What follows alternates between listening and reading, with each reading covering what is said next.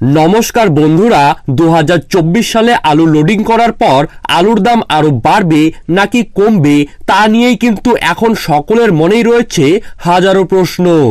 আজ সমগ্র পশ্চিমবঙ্গ জুড়ে চাহিদাকে ভিত্তি করে দক্ষিণবঙ্গের বাজারগুলিতে আলুর দাম ঊর্ধ্বমুখী রয়েছে এবং অপরদিকে উত্তরবঙ্গের বাজারগুলিতে কিন্তু আলুর দাম কিছুটা কমতে লক্ষ্য করা যাচ্ছে।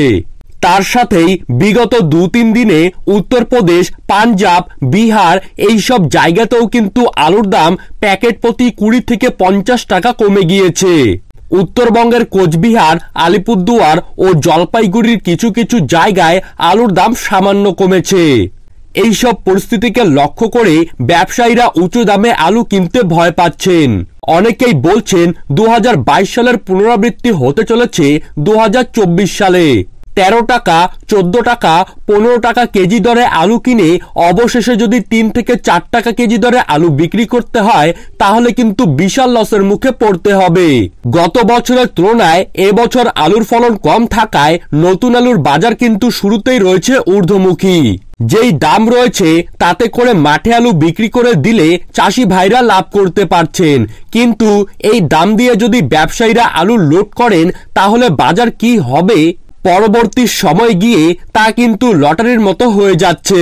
গত 3 বছর ধরে লস খেতে খেতে চাষি তথা ব্যবসায়ীদের পিঠ কিন্তু দেওয়ালে ঠেকে গিয়েছে।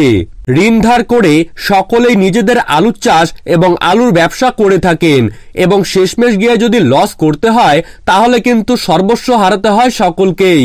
প্রতি বছর লসের কারণে অনেকেই কিন্তু আলুর ব্যবসা ছেড়ে দিচ্ছেন এবং অনেক কৃষকেরাই আলুর চাষ করাও ছেড়ে দিচ্ছেন।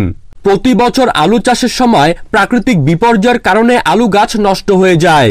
তার পাশাপাশি রাসায়নিক সার ও আলু বীজ নিয়ে কালোবাজারির ফলে কৃষক ভাইদেরকে ডাবল খরচা করে আলু চাষ করতে হয়। সমগ্র ভারতবর্ষ জুড়েই এবছর আলুর ফলন অনেকটাই কম। বিশেষজ্ঞরা জানাচ্ছেন এবছর 80% পশ্চিমবঙ্গের হিমঘরগুলি লোড হতে পারে।